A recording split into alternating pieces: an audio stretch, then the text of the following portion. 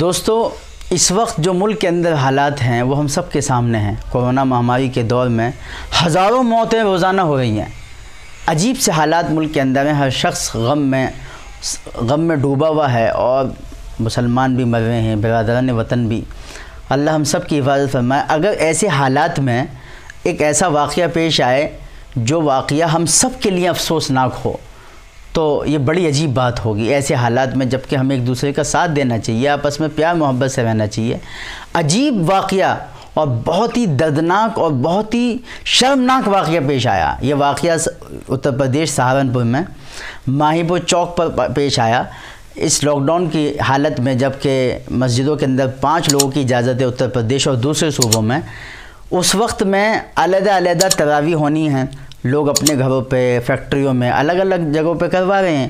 ایسے ہی ایک قرآن پاک وہاں ہو رہا تھا، مولانا امام صاحب قرآن پڑھا رہے تھے، 12 دن میں وہ قرآن ختم ہونا تھا۔ امام صاحب نے حالات کا جائزہ لیتے ہوئے، حالات کی گمبھیرتا کو دیکھتے ہوئے انہوں نے سوچا کہ بھائی جلدی ختم کر لیا جائے، 12 کے بجائے 10 میں کر لیا جائے۔ تو انہوں نے اس 10 میں کرنے کی وجہ سے آدھا پارہ ایک دن زیادہ پڑھا دیا۔ اس آدھا پارہ زیادہ پڑھانا امام صاحب کا لوگوں کے لیے، لوگوں کی نظر میں وہ جرم بن گیا امام صاحب کا، کہ آدھا آپ نے زیادہ کیوں پڑھا دیا، دیر کیوں لگ گئی۔ اس بات پہ امام صاحب کے ساتھ بدتمیزی کی گئی، مار پیٹ کی گئی ان مولانا کے ساتھ، یہاں تک کہ جب ظاہر سی بات ہے ان کے ساتھ بدتمیزی کی جائے گی تو کچھ لوگ ان کی طرف سے بھی کھڑے ہو گئے، آپس میں لوگوں میں جھگڑا ہوا، فساد ہوا۔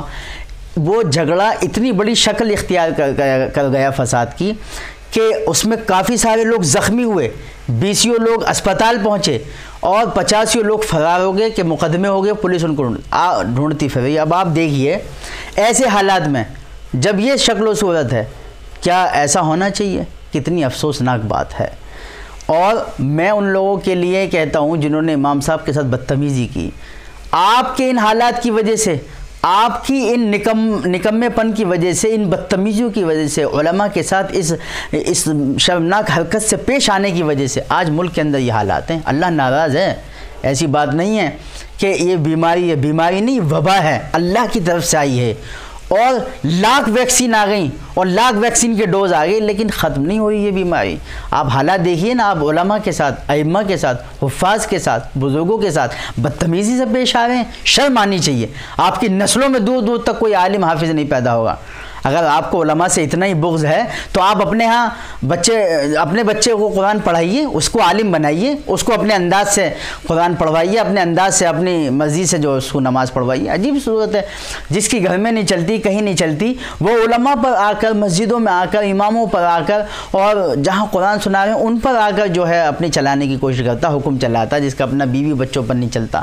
بہت افسوسناک واقعہ، اس کی جتنی نندتا کیا جائے، یہ بہت ہی زیادہ نندنیہ گھٹنا ہے اور بہت ہی زیادہ شرمناک واقعہ ہے۔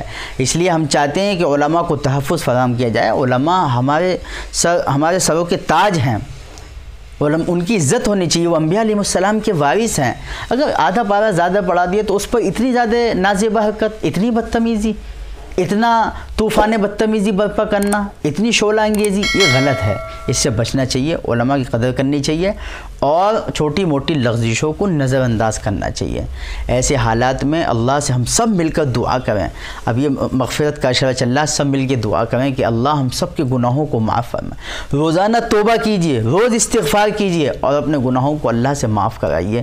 ہو سکتا ہے کہ اللہ ہم سے راضی ہو جائے، ہمارے گناہوں کو معاف کر دے اور اس وبا کو ختم کر دے۔ اللہ ہم سب کو اس وبا سے ہم سب کی حفاظت فرمائے۔ والسلام علیکم ورحمۃ اللہ وبرکاتہ۔